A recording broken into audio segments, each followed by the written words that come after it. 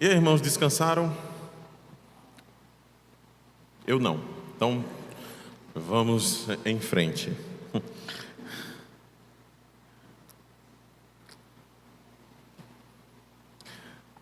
Nós estamos entrando em Apocalipse capítulo 13. Em conversas paralelas aqui após as exposições, nós temos percebido que, obviamente, muitas pessoas têm aprendido muita coisa e ainda há muitas dúvidas, o que é absolutamente normal e natural, até porque nós estamos correndo, com um livro que não é de fácil entendimento, de fácil compreensão. O livro do Apocalipse precisa também de outros backgrounds aí, outros panos de fundo. Peguei, tá, mas eu seguro aqui. Obrigado, irmão. Outros panos de fundo, e para isso a gente precisa do Antigo Testamento, precisa até de livros pseudepígrafos, pseudepigráficos, e livros apócrifos, como é o caso de Macabeus, primeiro e segundo livro de Macabeus, mas os irmãos poderão fazer a consulta depois. Eu levei 2 anos para mastigar um pouco mais Apocalipse em algumas igrejas aí anteriores, por onde eu passei pregando, 2 anos. Então, o que nós estamos fazendo aqui é uma experiência mesmo, de 4 dias, manhã, tarde, noite, manhã, tarde, noite, e quem sabe hoje varando a madrugada.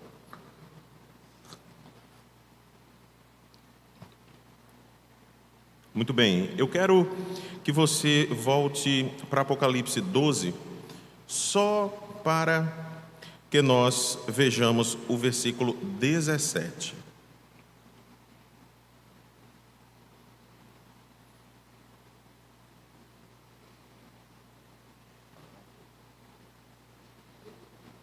Eu vou esquecer e vai esfriar. Versículo 17.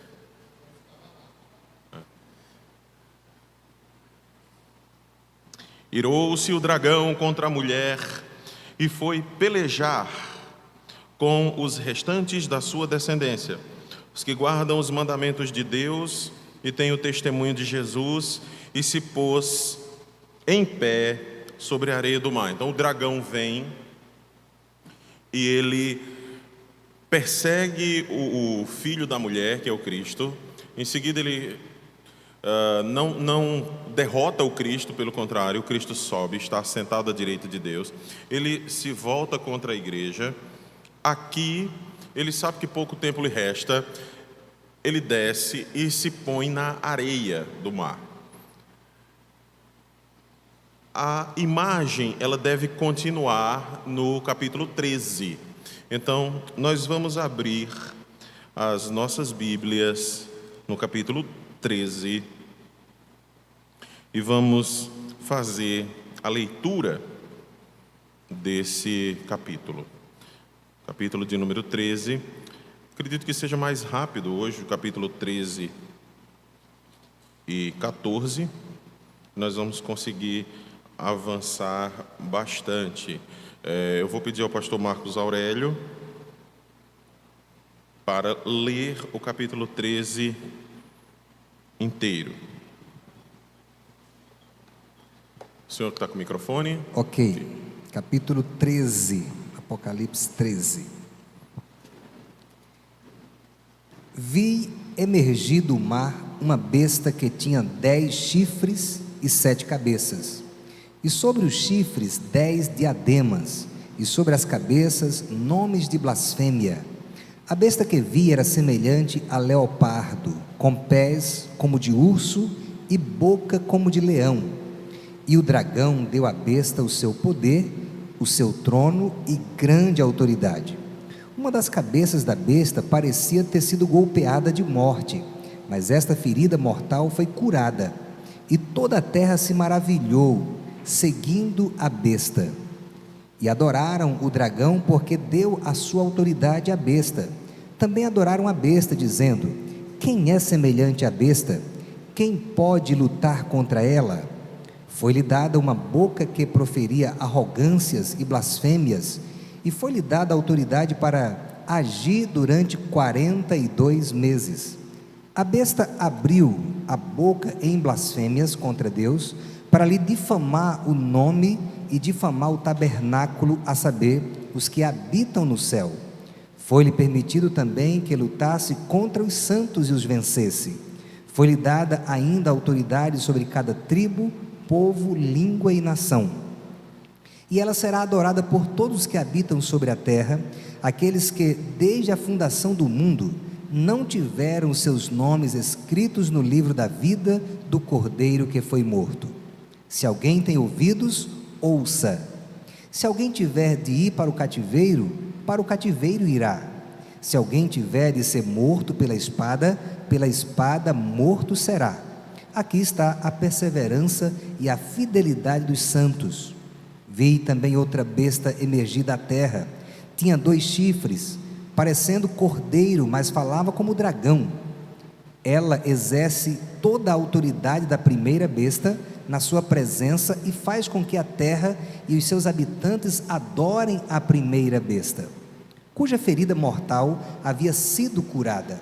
Também opera grandes sinais, de maneira que até faz descer fogo do céu sobre a terra diante de todas as pessoas. Seduz aqueles que habitam sobre a terra por causa dos sinais que lhe foi permitido realizar diante da besta, dizendo aos que habitam sobre a terra que façam uma imagem à besta, aquela que foi ferida à espada e sobreviveu. E lhe foi concedido o poder para dar vida à imagem da besta, para que também a imagem da besta falasse e fizesse morrer todos que não adorassem a imagem da besta. A todos, os pequenos e os grandes, os ricos e os pobres, os livres e os escravos, faz com que lhe seja dada certa marca na mão direita ou na testa, para que ninguém possa comprar ou vender, senão aquele que tem a marca, o nome da besta ou o número do seu nome. Aqui está a sabedoria. Aquele que tem entendimento, calcule o número da besta, pois é número de ser humano, e esse número é 666. Amém. Irmãos, esse texto se divide em 2 partes, basicamente: a ação da primeira besta, a ação da segunda. Nós temos, quem é essa primeira besta? É o anticristo, surge das águas. Águas, no contexto apocalíptico, seriam os povos da terra. Então, ele é um ser humano, ele é um homem com cabeça, com 2 braços, com 2 pernas, ele é alguém. E o que surge do meio da terra é o que a gente chama de falso profeta, ou aquele que faz o marketing para o anticristo. Nós vamos ver isso mais detalhadamente, mas antes, olhe comigo o slide. Diz: a perseguição real aqui tem a ver com o que de fato está por detrás do que vemos. Ou seja, por detrás do que nós vemos hoje, por detrás do que os cristãos viam no passado, das perseguições, por detrás daquilo que os nossos irmãos do futuro, cristãos, virão, há um poder por detrás. Esse poder é o poder do diabo, que é o dragão, mas que será no futuro concedido a alguém. Eu disse isso em preleções anteriores, que nós somos a primeiríssima geração sobre a face da terra, na qual isso é possível. É possível que isso aconteça hoje. E eu dei um exemplo simples. Veio a Covid-19. A OMS nos disse para usar máscaras. E o planeta inteiro passou a usar máscaras. A OMS não é o anticristo. O que eu estou dizendo é que a informação tanto chega muito rápido a todos os lugares, como ordens devem ser obedecidas por todas as pessoas. Se alguma pessoa não usasse máscara ali em 2020, meu Deus, Você não podia sair de casa, você era capaz de ser apedrejado pelos seus próprios vizinhos. Não é verdade? Hoje, completamente diferente. Então, se você esperar, raciocinar, pensar historicamente e pensar biblicamente, agora, nós somos a geração na qual isso pode começar a acontecer. Nós não temos ainda esse líder mundial, tá? Nós não temos ainda essa unificação de poderes numa pessoa só, mas nós estamos caminhando para isso. Então, a perseguição real aqui tem a ver com o fato, né? Com o que de fato está por detrás do que vemos. Existe uma realidade mais real do que aquela que nós contemplamos. Essa realidade mais real é uma disputa cósmica, metafísica e espiritual. E não entenda que disputa como que o Senhor Jesus estivesse já perdendo, horas já ganhando, mas uma disputa espiritual, uma batalha de fato espiritual. Nós sabemos que Jesus já venceu, Ele é rei, Ele já reina, está sentado à direita de Deus, mas a batalha entre as forças malignas e a igreja continua até a segunda vinda. É uma realidade a perseguição que vem sobre a igreja desde o primeiro século, quando cristãos eram perseguidos e mortos pelo Império Romano, né, que era o Império real. Havia dores reais, angústias reais, mortes bem reais. Entretanto, a realidade mais real é metafísica, é invisível aos olhos da carne. Pois o que acontece é que a igreja do Senhor é perseguida por seres espirituais, tendo como principal perseguidor aquele que acima, ou seja, no capítulo anterior, foi chamado de a antiga serpente, diabo, Satanás. A luta da igreja de Jesus Cristo é, antes de tudo, espiritual. Agora nós vamos ver, a partir, nós estamos no capítulo 13, acompanhe comigo a partir do versículo 1, quando se diz: vi emergir do mar uma besta que tinha 10 chifres, 7 cabeças, sobre os chifres 10 diademas, sobre as cabeças nomes de blasfêmia. Eu não vou repassar aqui chifres, cabeças, porque nós já temos falado muito sobre isso, tá? Talvez cabeças mereçam uma ênfase, tá? Cabeça é sinônimo de inteligência, saber o que faz. Então nós temos um ser altamente inteligente, que é derrotado, mas é um ser altamente inteligente. A inteligência é sobre-humana. E ele é inimigo de Deus. Então o dragão, ele vem, fica na areia da praia, olha para o mar, e do mar se levanta este outro ser, que é uma besta. A besta que via era semelhante a leopardo, com pés como de urso e boca como de leão, e deu-lhe o dragão o seu poder. Então, Satanás, que é o dragão, concede a essa besta que emerge do mar, lembrando que mar tem essa figura de povos, tá? de nações, então é alguém que surge das nações, e deu-lhe o dragão o seu poder, o seu trono e grande autoridade. Então, quem reinará? O anticristo. Mas quem é que está por detrás do anticristo? O dragão que lhe concede essa autoridade, ou seja, o próprio diabo, Satanás. Veja que é a partir do capítulo 12, quando eu coloquei anteriormente nos slides anteriores, que João passa a dizer explicitamente os nomes. É o dragão, é o diabo, é Satanás.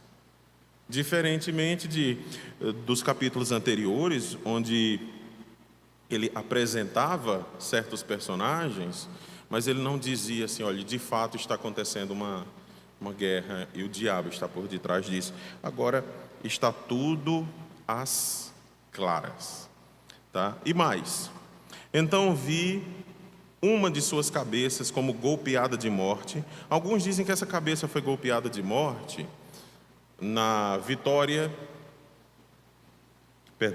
de Jesus na cruz. E depois essa ferida ela foi curada, essa ferida de morte ela foi curada. E toda a terra se maravilhou seguindo a besta, ou seja, seguindo o anticristo. E adoraram o dragão. Veja que a adoração está voltada ao primeiro, que é o dragão, que deu autoridade a esta besta e que dará autoridade ao falso profeta. E adoraram o dragão porque deu a sua autoridade à besta. Também adoraram a besta, dizendo: quem é semelhante à besta? Quem pode pelejar contra ela? Por favor, olhe o slide. O dragão põe-se de pé diante do mar para convocar seus ajudantes. Quem são esses ajudantes? A teologia tem chamado, os teólogos do Novo Testamento têm chamado de falsa trindade. É um arremedo, é uma piada de mau gosto da Santíssima Trindade. Ou seja, nós temos o dragão, ele dá autoridade ao anticristo, e nós temos aquele que faz o marketing do anticristo, que é o falso profeta. Então nós temos três. Conforme a Santíssima Trindade, nós temos Deus, o Pai, que concede autoridade ao seu Filho, e o seu Filho envia o Espírito Santo.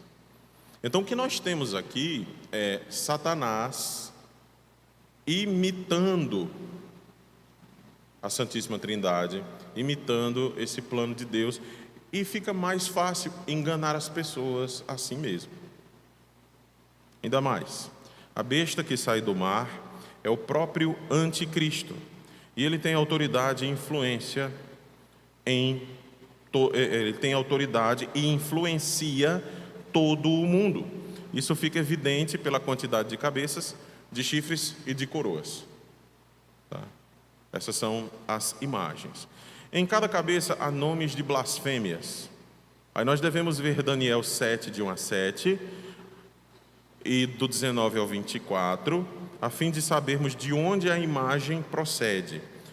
A figura do monstro marinho é usada por todo o Antigo Testamento para representar reinos ímpios que perseguem o povo de Deus. Se você puder ir até Daniel, eu agradeço. Daniel capítulo 7, de 1 a 7, ser suficiente. Deixa eu pedir para baixar um pouco o volume do microfone. Só um pouquinho. Oi. Ok. Tá bom. Deixa eu pedir ao pastor Marcos para fazer essa leitura. Daniel capítulo 7, versículos de 1 a 7.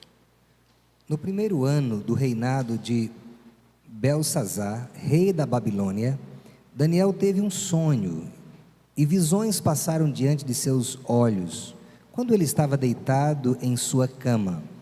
Logo depois, ele escreveu o sonho, fazendo um resumo de todas as coisas.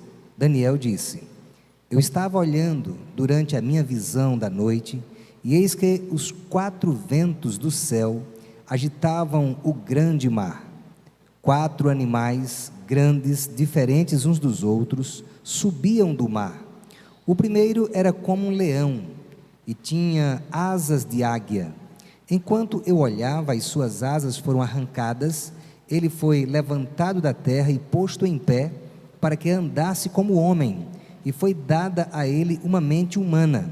A seguir, apareceu o segundo animal, semelhante a um urso, o qual se levantou sobre um dos seus lados. Na boca, entre os dentes, trazia 3 costelas, e lhe diziam: levante-se e devore muita carne. Depois disto, continuei olhando, e eis que apareceu outro animal, semelhante a um leopardo. Esses são... Tinha nas Pode costas continuar. 4 asas de ave. Este animal tinha também 4 cabeças, e foi-lhe dado domínio. Depois disso, eu continuava olhando nas visões da noite, e apareceu o 4º animal, terrível, espantoso e muito forte. Tinha grandes dentes de ferro. Ele devorava, fazia em pedaços e pisava com os pés o que sobrava. Era diferente de todos os animais que apareceram antes dele, e tinha 10 chifres. Agora vamos para o versículo 19, por favor, de Daniel. Então tive desejo de conhecer a verdade a respeito do 4º animal, que era diferente de todos os outros, muito terrível, cujos dentes eram de ferro, cujas garras eram de bronze, que devorava, fazia em pedaços e pisava com os pés o que sobrava. Então quis saber a respeito dos 10 chifres que ele tinha na cabeça, e do outro chifre que subiu, diante do qual caíram 3 chifres, ou seja, aquele chifre que tinha olhos e uma boca que falava com arrogância e que parecia mais forte do que os outros chifres. Então eu olhava, e eis que esse chifre fazia guerra contra os santos e estava vencendo. Versículo até o 24, né? Isso. Até que veio o ancião de dias e fez justiça aos santos do Altíssimo, e veio o tempo em que os santos possuíram o reino. Então ele disse: o 4º animal será um 4º reino na terra, que será diferente de todos os outros reinos. Ele devorará toda a terra, e a pisará com os pés, e a fará em pedaços. Os 10 chifres correspondem a 10 reis, que se levantarão daquele reino. Depois deles se levantará outro rei, que será diferente dos primeiros, e derrotará 3 reis. Muito bem, irmãos, esse texto de Daniel, ele é amplamente estudado por aqueles que são da área de escatologia. Eu disse no início que escatologia é longe de ser Apocalipse. Escatologia está desde o Gênesis até o Apocalipse. Então, essa visão de Daniel, ela é uma visão riquíssima.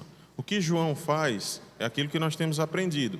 Ele vai lá no Antigo Testamento, ele traz esta visão e ele amplia essa visão, não agora para o povo de Israel somente. Lembre-se que Daniel foi cativo para a Babilônia quando ele ainda era jovem.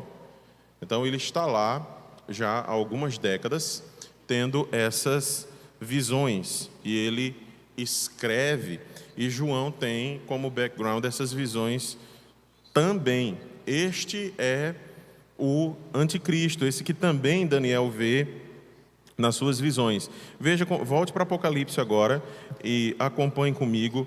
Sempre nós vamos rever aquele verbo que diz assim: e foi-lhe dada, e foi-lhe dada, e foi-lhe dada autoridade, foi-lhe dado dizer isso, foi-lhe dado fazer aquilo, para que fique claro que Deus, em última instância, está no controle da história.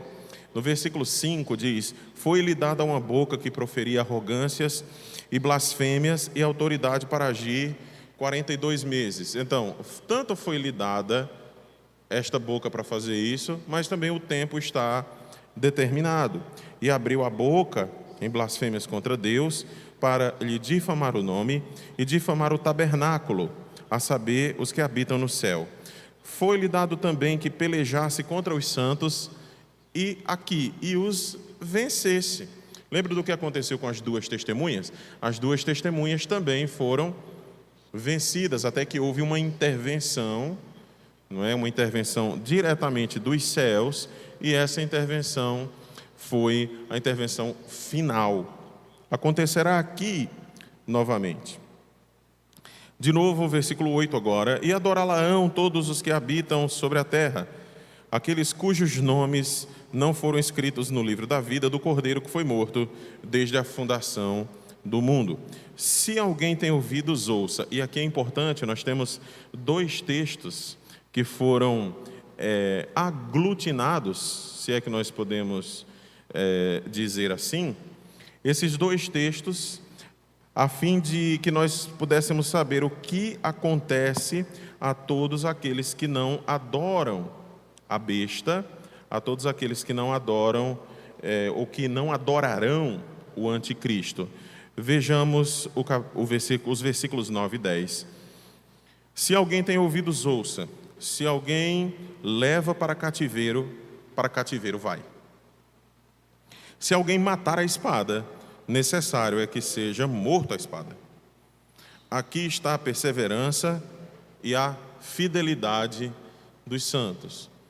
A igreja, ela será perseguida, como já está sendo, mas eu tenho mostrado aos irmãos essa visão idealístico, futurista, de que João, sempre que nos apresenta novas visões, ele aprofunda a visão, ele nos mostra coisas ainda mais, realidades ainda mais terríveis.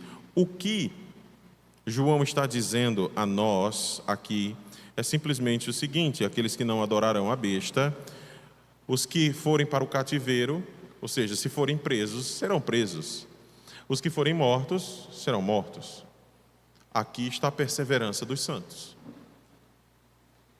Aqueles que são do Senhor, aqueles que vão perseverar, perseverarão, ou morrendo, ou perseverarão sendo presos, mas perseverarão.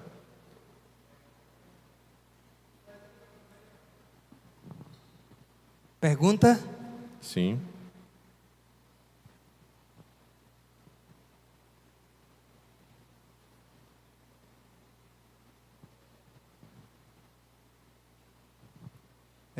Pastor, o senhor disse que essa besta é um ser altamente inteligente, tem uma inteligência sobrenatural, sobre-humana, inimigo de Deus, porém derrotado.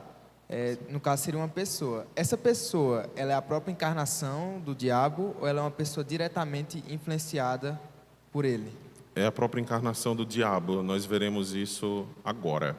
Certo, obrigado. Tá certo? É a própria encarnação do demônio. Satanás é um ser espiritual, gente, tá? Satanás é um ser espiritual. Então nós não podemos observá-lo dentro do nosso,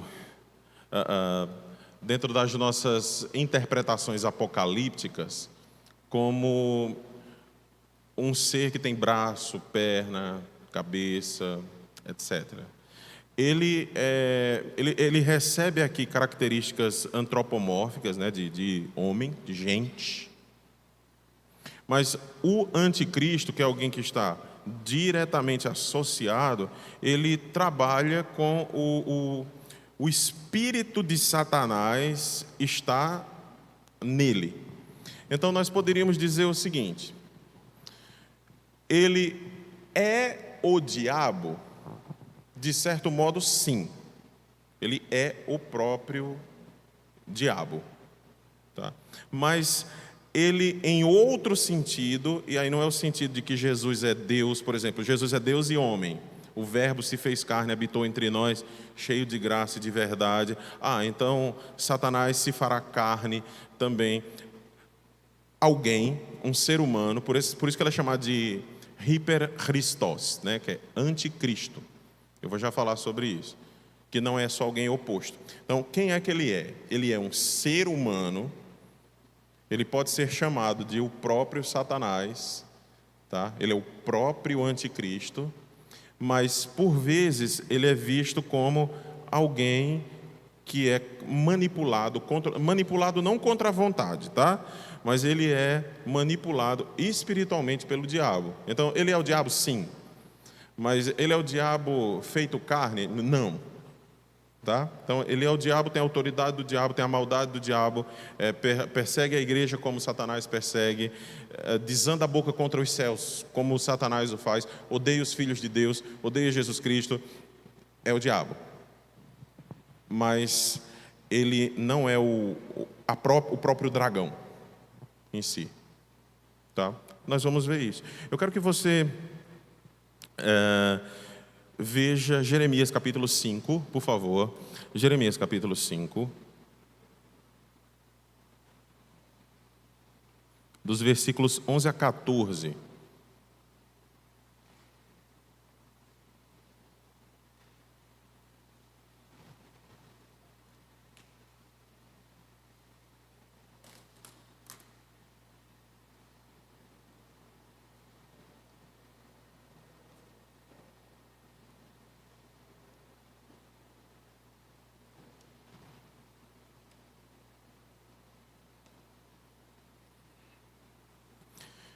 Eu vou ler na NVI,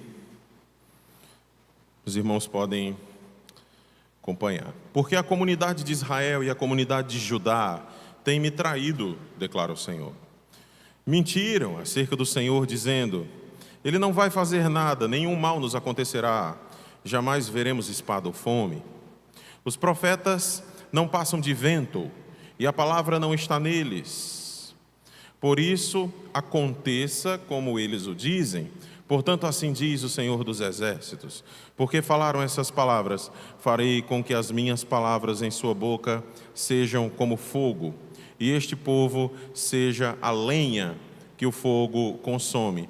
Jeremias aqui, assim como João, é ordenado a falar palavras que vão penetrar como fogo naqueles que são ímpios.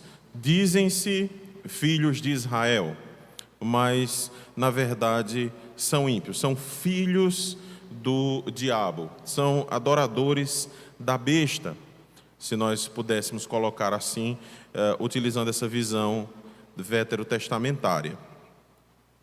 Ainda mais,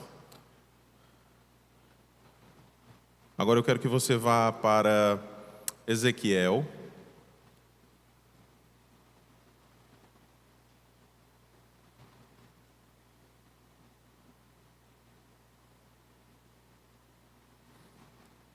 continue em Jeremias, melhor.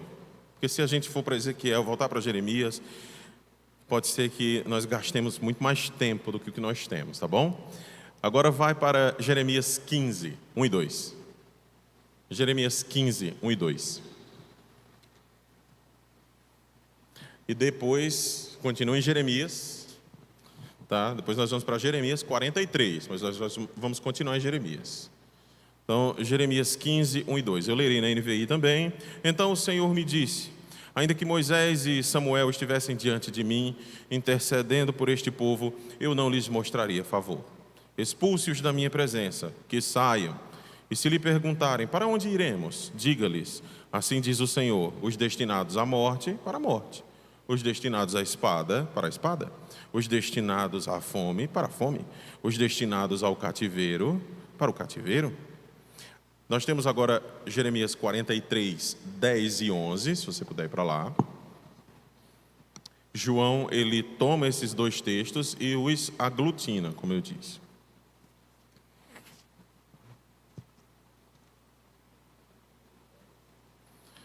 Jeremias 43, 10. Então diga-lhes: assim diz o Senhor dos Exércitos, Deus de Israel: mandarei chamar meu servo Nabucodonosor, rei da Babilônia, e ele colocará o seu trono sobre essas pedras que enterrei, e estenderá sua tenda real sobre elas. E ele virá e atacará o Egito, trará a morte aos destinados à morte, cativeiro aos destinados ao cativeiro, e espada aos destinados a morrer pela espada. O que é que João faz? Toma esses textos e os amplia para dizer que isso vai acontecer com a igreja. Só que no sentido inverso. Por que no sentido inverso? Aqui, Jeremias estava profetizando para um povo duro de coração que iria para o cativeiro. Jeremias foi um profeta pré-cativeiro, mas ele estava no olho do furacão. Nabucodonosor chegou nos meses finais ainda da profecia de Jeremias. Nós estamos aí por volta do ano 586 a.C. Jeremias estava bem vivo e viu os exércitos de Nabucodonosor entrando pelas portas da cidade de Jerusalém e rasgando o ventre de mulher grávida, crianças caindo na rua, velhos sendo mortos, pessoas sendo decapitadas, e etc. Ele viu tudo isso. Não é à toa que depois ele escreve o livro de Lamentações, porque ele estava aturdido com tudo que ele tinha visto. Depois dê uma olhada em Lamentações capítulo 3, do 1 ao 18, ele vai demonstrar que ele estava provavelmente em profunda depressão. Mas João utiliza esse texto de uma forma oposta. Aqui ele usa esse texto para a igreja. Não para dizer que a igreja está em pecado e que a igreja vai ser punida pelo Senhor, não, não é isso. Aqui ele está dizendo, olha, perseverem. Aqueles que vão para o cativeiro, vão para o cativeiro. Os que vão ser presos em nome de Jesus, serão presos em nome de Jesus. E aqueles que serão mortos em nome de Jesus, serão mortos em nome de Jesus. Por isso que no final, volta para Apocalipse, se você esqueceu como eu esqueci, no final, no versículo 10, no final do versículo 10, ele diz, aqui está a perseverança e a fidelidade dos santos. É receber essas coisas, ser perseguido e morto em nome de Jesus. E também aqui está, tá, um adendo, é uma nota de rodapé. Tá? Eu venho fazendo isso. Esse é o texto, um dos textos fundacionais da Igreja Adventista do Sétimo Dia. Eles creem que este povo, sobre o qual fala o capítulo 13, versículo 10, é ele, ou seja, é ele, é o povo adventista, tá? São aqueles que perseveram em fidelidade, porque eles guardam o sábado e alguns mandamentos da antiga aliança. Tá? Existem outros textos, é o remanescente fiel, né? Quem é o remanescente fiel? Obviamente, eles pensam que são eles. Vamos para a segunda besta. A segunda besta está entre os versículos de 11 a 18. Quem é essa segunda besta? Essa segunda besta é o que faz o marketing. É quem faz o marketing da primeira. Então nós temos o dragão, a antiga serpente, o diabo, Satanás, que dá fôlego a esse anticristo. Eu não posso ir para a segunda besta ainda não, irmãos. Eu preciso dizer a vocês uma coisa antes.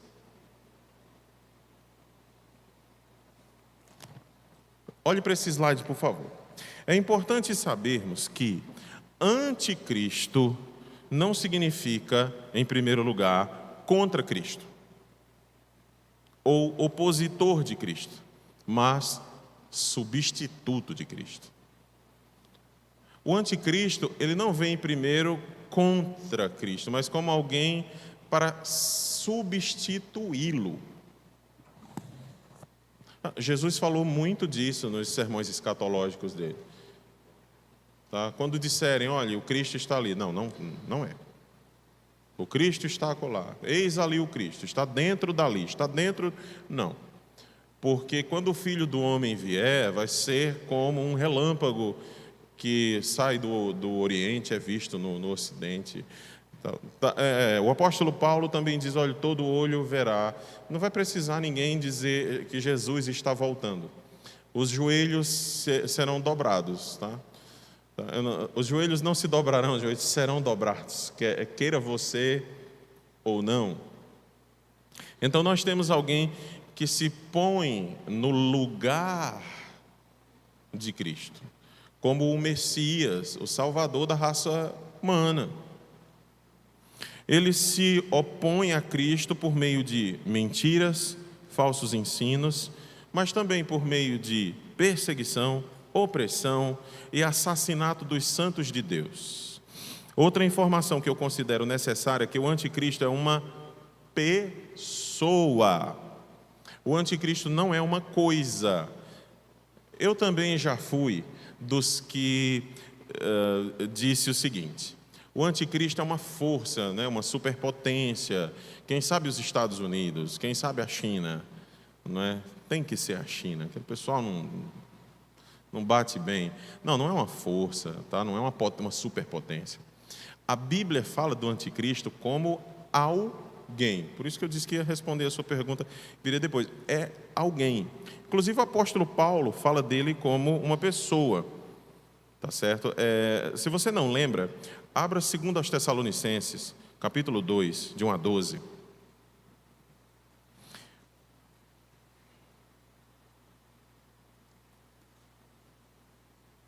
Reverendo, por favor.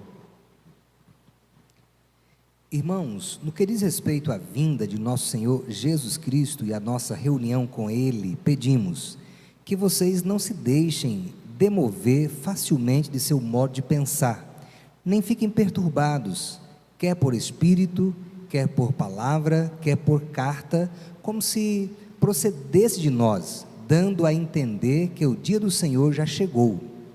Ninguém, de modo nenhum, os engane, porque isso não acontecerá sem que primeiro venha a apostasia e seja revelado o homem da iniquidade, o filho da perdição, o qual se opõe e se levanta contra tudo que se chama Deus ou é objeto de culto, a ponto de assentar-se no santuário de Deus, apresentando-se como se fosse o próprio Deus. Vocês não lembram que eu costumava lhes dizer estas coisas quando ainda estava com vocês?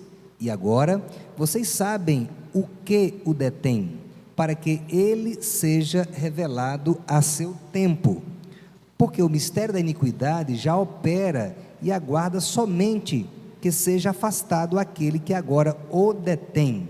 Então será revelado o iníquo, a quem o Senhor Jesus matará com o sopro da sua boca e destruirá pela manifestação da sua vinda. Amém. Perceba que Paulo sempre trata o anticristo como alguém, um homem, tá? O homem da iniquidade. É alguém que se levanta contra tudo que é objeto de culto, menos ele. Ele pode ser cultuado, ele pode ser adorado. Ele diz assim: o aparecimento do iníquo é segundo a ação de Satanás, com todo o poder, sinais e prodígios da mentira. Então, mostrando que o diabo está operando através dele. Veja como os dois pensamentos, eu já disse que eu não gosto de chamar teologia paulina e teologia joanina ou petrina, porque isso em círculos acadêmicos dá a ideia de que João pensava algumas coisas que Paulo não pensava, que Pedro pensava algumas coisas que Marcos não pensava, e aí por diante.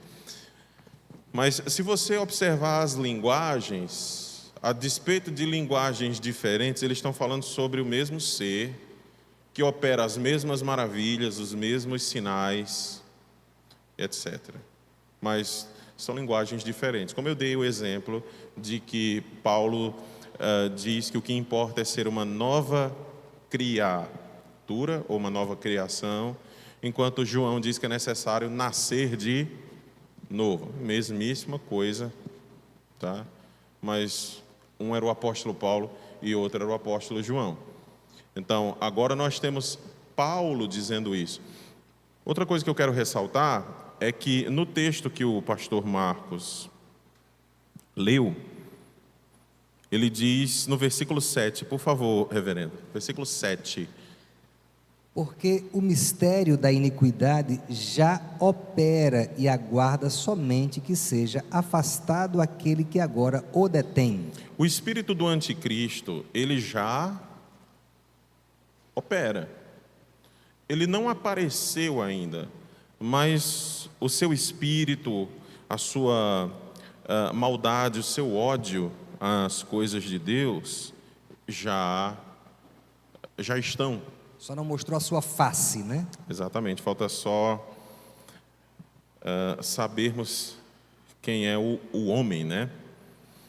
Enquanto isso, o próprio apóstolo João, na sua primeira carta, esse mesmo João que escreveu o Apocalipse, que escreveu o Evangelho, ele diz também que, filhinhos, o espírito do anticristo já opera. Há muitos anticristos, tá? É o espírito do anticristo.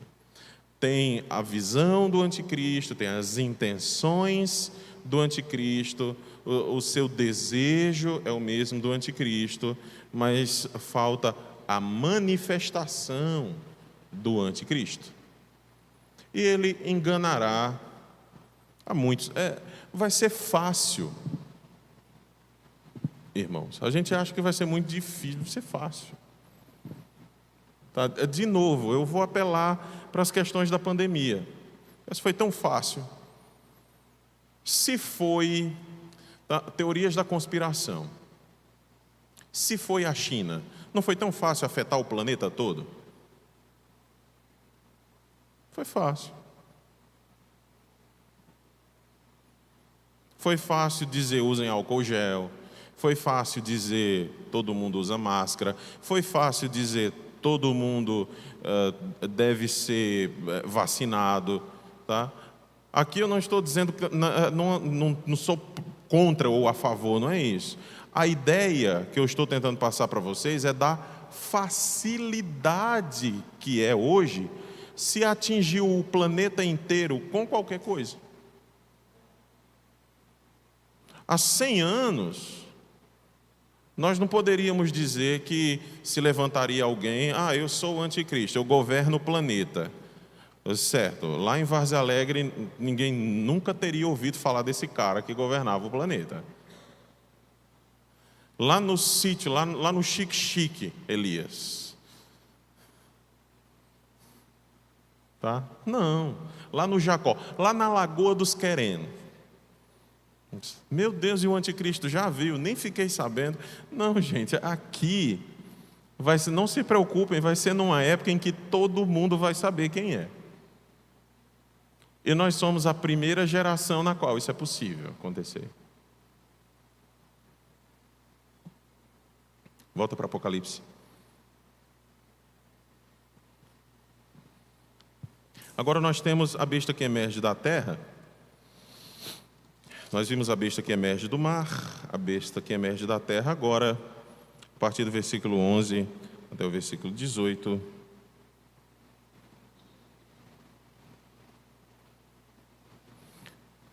João tem uma visão de uma segunda besta. Ela tem peculiaridades. Tem 2 chifres, como de cordeiro, mas a sua fala é de dragão. O que João quer dizer com isso é que ela aparenta doçura. É um cordeiro. Mas o que ela ensina, o que ela diz, é a fala do próprio diabo. Então, aparenta ser inofensiva, mas sua doutrina é a do demônio. É Satanás quem fala por meio dela. Em 16:13, ela é chamada de falso profeta. Nós ainda veremos isso. Indicando seu papel religioso. Então, é um profeta, um entusiasta. Adorem a besta, não é? Adorem o anticristo. Ele é o Salvador. Aponta para a primeira besta, enquanto a primeira aponta para o dragão, que é Satanás. Veja o arremedo da Santíssima Trindade. O Espírito Santo apontando para o Filho e o Filho para o Pai. Arremedo da Trindade. Jesualdo. Você vai precisar de um microfone. Está chegando. Irmão Jesualdo.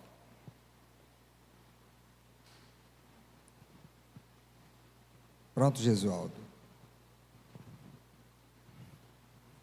Pastor, nós vemos que o contexto social e político, num todo, do nosso planeta, na atualidade, a gente vê que a tendência é se afastar mais da religião, acreditar que não existe Deus ou qualquer tipo de espírito. Como será isso possível, dentro desse contexto que a gente está se afastando cada vez mais, eles crerem que nesse ser, aqui o dragão, que será um ser religioso, que ele vai dizer, olha, eu sou o Salvador, se a sociedade está se afastando cada vez mais disso? Eu não tenho tempo para responder essa pergunta.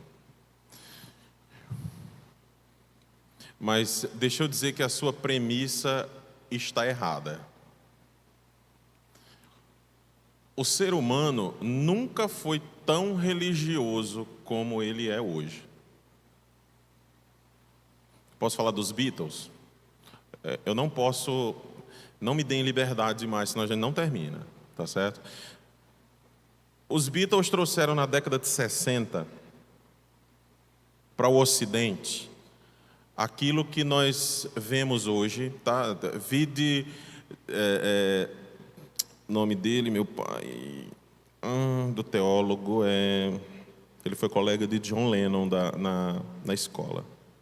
Ele é pastor presbiteriano, mora na Inglaterra, Peter Jones. Certo, veio a imagem do velhinho aqui na minha cabeça. O Peter Jones, ele escreve sobre uma espécie de secularização, mas religiosa. As pessoas hoje estão fazendo yoga, massagem com cristais, ocidentais estão indo conhecer as estátuas de Buda, estão indo ao Tibete, estão se espiritualizando, tá? Estão se tornando cada vez mais espiritualistas. O que não está acontecendo é que o mundo ele não está se cristianizando. O mundo ele está se paganizando. No futuro, e aí eu vou concordar com Jay Adams, Peter Jones, o professor Herman Bavinck, ainda no século XIX, lá na Holanda, ele disse: não se enganem. E isso está logo no início do livro do Peter Jones, escrito em 1998. Ele já cita o professor Bavinck, dizendo o seguinte: não se enganem. A luta futura será como a luta passada. Jesus contra os deuses pagãos. Hoje nós estamos tendo cristãos que estão se casando nos famosos casamentos celtas. Vocês já viram isso? Casamentos celtas? Procurem na internet, tem casamentos celtas. Coisa linda, pagã. Eu entrei num desses sites há alguns anos para conversar com algumas dessas pessoas que promovem casamentos celtas. As pessoas geralmente se casam em bosques, né? Geralmente se casam em florestas, e a mulher ali vestida de branco, e uma sacerdotisa, né? Uma sacerdotisa casando as pessoas, dizendo palavras maravilhosas a respeito do poder que emana da mãe natureza.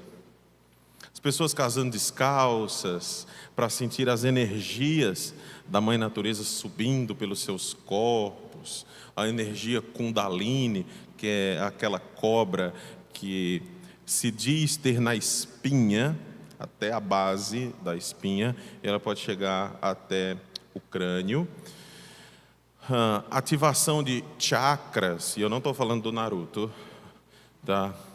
Mas a ativação dos 7 chakras, isso tudo está acontecendo e os cristãos estão aderindo. Entrei no site, fui conversar com uma pessoa, porque o site dizia assim: casamento celta, o casamento mais lindo, etc, blá, blá, blá, blá. Todas as religiões podem fazer, inclusive você que é cristão.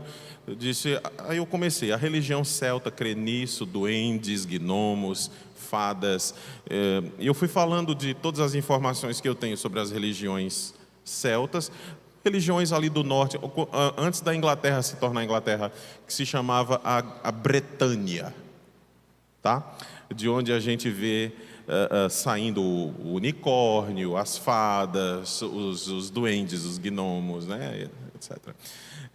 Eu disse, como pode um cristão se casar num ambiente como esse, crendo nessas coisas? Eu escrevi um textão e lá você podia escrever e publicar, né, o seu texto. Interessante que o meu texto até hoje não foi publicado. Todos os textos em que as pessoas diziam que lindo estão lá. O meu, não sei o que foi que aconteceu com o meu texto, eles não gostaram do meu texto. A sociedade, Gesualdo, está na fase em que Chesterton, ele chama de fase de mente aberta, isso século XIX. Chesterton dizia, cuidado, vocês têm a mente tão aberta, tão aberta, tão aberta, que o cérebro de vocês já caiu e vocês não sabem. Então você crê em tudo. Tá? Você crê, as pessoas estão crendo em tudo. Se você fizer isso, dá certo. Se você meditar, dá certo. Você já conheceu o rio Ganges? Vai lá e toma um banho. Tá? Tudo dá certo, menos o cristianismo. Então nós não estamos vendo pessoas se afastando dos deuses. Nós estamos vendo uma sociedade se afastando de Deus, do Deus cristão. Todo Deus é permitido. Aí eu vou citar Alan Richardson. Alan Richardson, ele escreveu um livro chamado Apologética, nem lembro o ano, 70 e alguma coisa. Ele disse, Jesus é a crise de todas as religiões.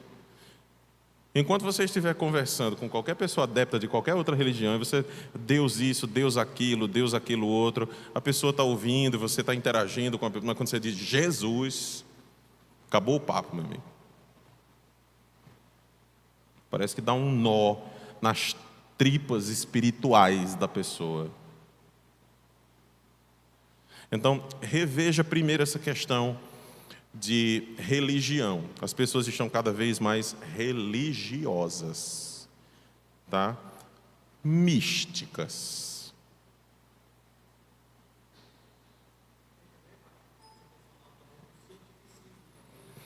Eu tenho falado, a religião, o cientificismo é uma religião, viu, Gesualdo? O cientificismo, a ciência não. Mas o que é o cientificismo?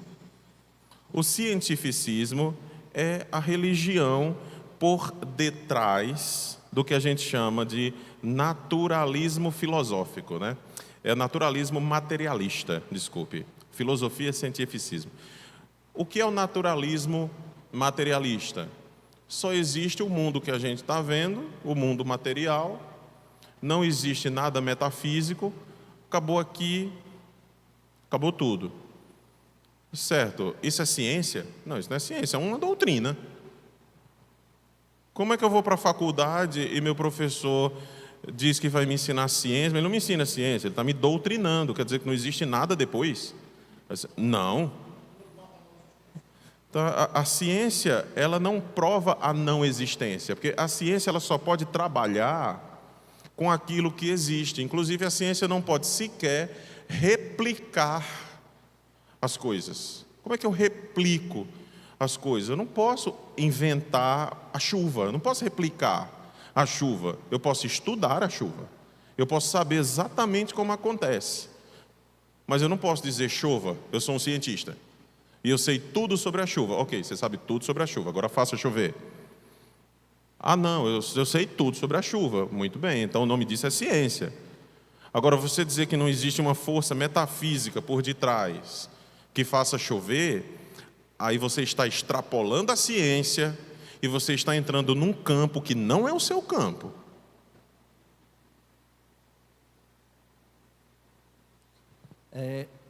Outro campo também nessa mesma visão é o do coaching, por exemplo, que é uma busca por uma melhora, você ser um ser humano melhor com a ausência de Deus. É tanto que quando você vai ver, muitas das ferramentas que eles usam, a gente encontra na própria Escritura. Só que o principal é o que eles omitem, que é Deus. Você não precisa de Deus para ser uma pessoa melhor.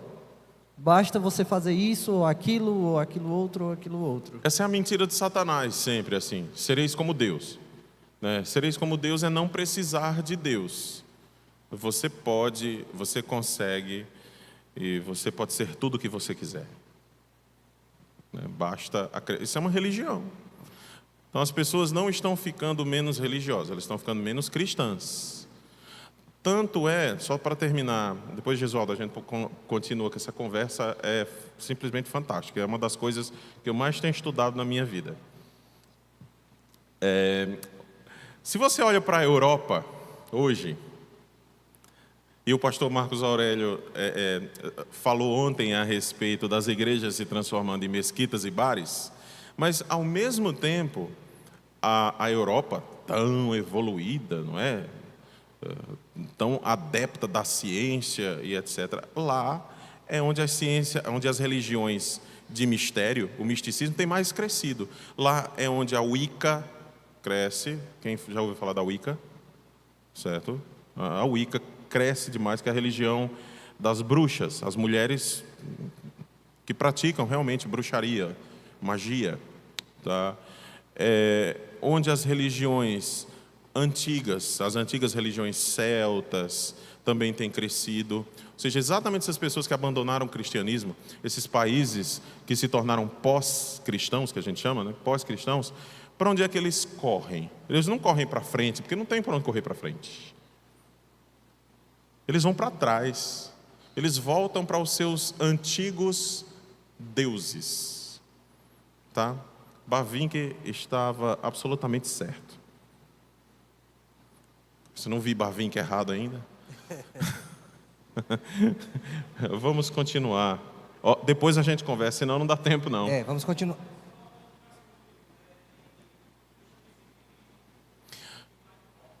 Eu ia falar sobre o cristianismo sem Cristo. Okay. É uma indicação. Cristianismo sem Cristo, Michael Horton, editora Cultura Cristã, capa azul, horrível. Mas o livro é bom. Continuando. Essa capa azul horrível, se for ver edição, o senhor corta, tá? Porque é editora da IPB. Aí, eu dizer que a capa está horrível, é ruim. Vamos até o versículo 14 em diante. E aí nós vamos terminar o capítulo 13, nós já entramos no 14.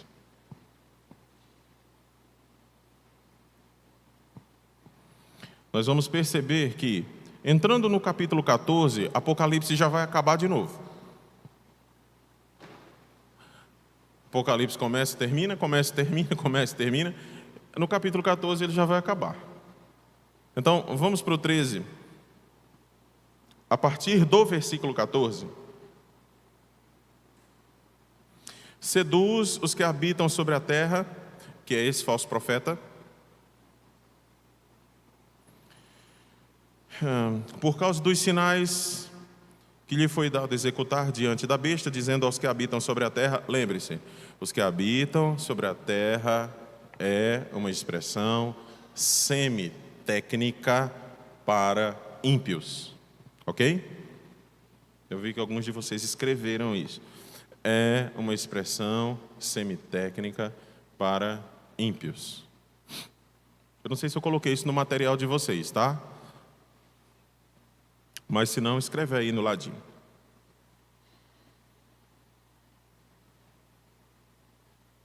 Versículo 15.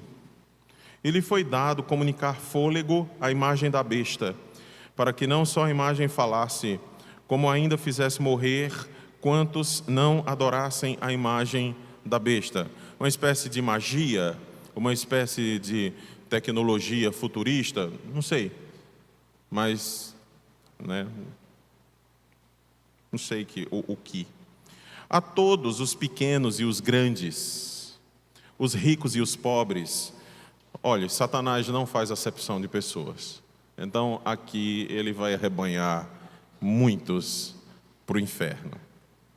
Vejam. A todos os pequenos e os grandes, os ricos e os pobres, os livres e os escravos, faz que lhe seja dada certa marca sobre a mão direita ou sobre a fronte, para que ninguém possa comprar ou vender, senão aquele que tem a marca, o nome da besta ou o número do seu nome. Aqui está a sabedoria. Aquele que tem entendimento calcule o número da besta, pois é número de homem ou de ser humano. Ora, esse número é 666. dá certinho com Ellen G. White. Tá? Depois vocês dizem isso aos adventistas, mas dá certinho. Ellen G. White dá 676. Tá? E Nero César também. Obviamente, João não estava pensando em Ellen White, mas muito provavelmente ou em Nero, que já havia morrido na época dele, ou então em algum outro imperador romano. Na época de João, desculpe a minha cabeça, não está mais funcionando como estava logo quando eu cheguei. Se ela já não estava funcionando direito quando eu cheguei, o imperador que estava reinando Domiciano. era Domiciano. Exatamente. Era esse aí.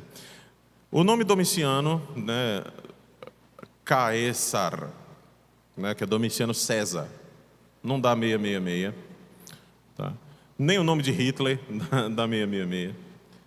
Mas o nome Nero César dá. Neron César dá 666. Outros nomes também, mas o que importa aqui, como eu tenho dito, é que João ele não está trabalhando com... ele não estava trabalhando com pessoas ainda reais, né, de carne e osso. Ele está sob uma visão, sob o poder do Espírito. E isso é um número simbólico. Muito mais simbólico, porque nós já passamos há muito do capítulo 2, quando eu estava explicando para vocês o sistema de guildas. Lembra lá das associações dos que dos que tinham, sei lá, uma loja de roupas, ou daqueles que vendiam carne, ou das senhoras que faziam algum tipo de crochê, de bordado, ou da própria Lídia, que era vendedora de púrpura, de tecido púrpura. Havia esse sistema de guildas, de associações, onde a pessoa só podia participar, tá, se ela adorasse ao Deus patrono ali, a divindade que era a patrocinadora metafísica daquele sistema de guildas. Então a pessoa, se ela se convertesse a Jesus Cristo, ela perderia o seu emprego, ela não poderia comprar, vender, não podia fazer nada, ela perderia tudo. Aqui nós temos um aprofundamento dessa visão, irmãos. Que aprofundamento é esse? De onde é que vem essa questão de sinal em mão, sinal em testa? Isso vem do Antigo Testamento, quando Deus disse aos filhos de Israel que ensinassem aos seus filhos aquilo que Deus havia feito por eles, tanto no Egito, quanto libertando do Egito, e quando atravessando o deserto durante 40 anos, e que aquilo fosse como frontal em suas testas, tá? E como marca em suas mãos. Então, a primeira vez que aparece esse sinal, não é como um sinal satânico, mas é como um sinal divino, e não é um sinal físico, tá? Não é algo material, mas é bem espiritual. Deixe-me ver onde nós estamos. Aí. Vejamos comigo. Este sinal na mão e na testa dos filhos de Israel é interpretado como pertencimento. Como se Deus dissesse assim: vocês são meus. Por isso o sinal na testa. O que é que um sinal na testa representa, irmãos? Significa pensamento, representa pensamento. E o que é que um sinal na mão representa? Representa aquilo com o qual você age, com o qual você até fecha negócios. Então, pensamento e ação. Por favor, vamos abrir nossas Bíblias em Êxodo 13. Êxodo 13, versículos 8 e 9. Só 2 versículos. Aí nós fechamos o capítulo 13, já entramos no 14. O capítulo 14, é o fim de mais um ciclo que João começa e termina. Pediu o reverendo Marcos Aurélio para fazer essa leitura, Êxodo 13, 8 e 9. Naquele mesmo dia, vocês dirão a seus filhos. Isso aí, naquele mesmo dia, é a Páscoa, tá? Ou seja, no caso de nós cristãos, amanhã. O que é que acontece? Isto é pelo que o Senhor nos fez quando saímos do Egito, e será como sinal na mão de vocês e por memorial entre os seus olhos, para que a lei do Senhor esteja na sua boca, pois com mão forte o Senhor os tirou do Egito. Então veja, esse sinal, Deus já tinha dito ao povo de Israel: vocês terão isso na testa e vocês terão isso na mão. Ora, eu estou dizendo que o que está acontecendo nos capítulos 12, 13 e 14 é o aparecimento da falsa trindade. Então, assim como Deus tem pessoas que são marcadas, Satanás também tem pessoas que são marcadas. Agora, quem são essas? Não faço a mínima ideia. A gente prega o evangelho para todo mundo. O apóstolo Paulo também diz a mesma coisa. Eu acredito que nós tenhamos lido esse texto ontem, mas nós leremos de novo. Efésios capítulo 1. Por favor, reverendo, o senhor está aí munido com o microfone. Efésios 2. Efésios 1, Efésios 1. 13 em diante. Nele, também vocês, depois que ouviram a palavra da verdade, o evangelho da salvação, tendo nele também crido, receberam o selo do Espírito Santo da promessa. O Espírito é o penhor da nossa herança, até o resgate da sua propriedade em louvor da sua glória. Amém. Quem é esse selo do cristão? É o Espírito Santo. Não dá para ver. Tá? E por que é que o de Satanás é obrigado a gente ver? Por que é que tem que ser um chip? O chip da Dilma. Lembra? Quando a Dilma falava dos chips, o chip da Dilma é a marca da besta. Agora, nós temos uma notícia mais quente nesses últimos dias. Algumas pessoas já têm posto em suas mãos chips para comprar e vender. Tá? Chips para comprar e vender. Elas foram obrigadas a fazer isso? Não. Tá? Elas só podem comprar e vender se elas estiverem com esse chip, ou o dinheiro ainda vale? O dinheiro ainda vale. Tá? Nós não estamos falando aqui desta época nossa ainda, pelo menos.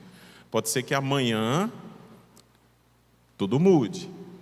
Tá? Pode ser que amanhã tudo mude. A gente achava que as mudanças na humanidade levariam décadas, mas nós vimos que basta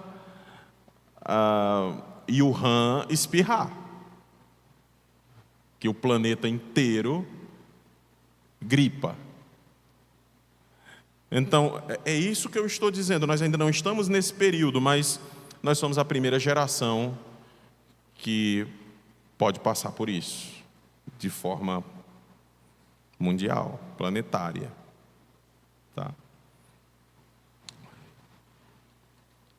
Antes de entrar no 14, a gente dá uma paradinha, viu, reverendo? Muito bem, é porque eu estou empolgado. Reforçando a questão aí da imitação satânica da realidade de Deus, né, nessa Bíblia NAA de estudo, ela traz um resumo muito interessante. Eu posso fazer referência rápida? Pode. A Trindade real, Pai, Filho e Espírito Santo, capítulo 1, 4, 5. A Trindade satânica como imitação, Dragão, besta, falso profeta, capítulo 16 e o 20. O cordeiro em pé que parecia que tinha sido morto, capítulo 5 e 6, referência a Jesus. Isso. As muitas e mortalmente feridas cabeças da besta agora curadas, referência ao anticristo. Selagem dos santos, capítulo 7, 2 e 3, marca da besta, capítulo 3, 16 e 18. A noiva vestida de branco, uma referência à igreja. A prostituta vestida de púrpura e de escarlate, referência ao mundo perverso, né? O reino do diabo, 17, 1 a 6. Seria bom fazer uma tabelinha, né? Depois o senhor faz para os partícipes, manda pelo WhatsApp ou imprime, não sei. Então a gente fica por aqui e volta já já.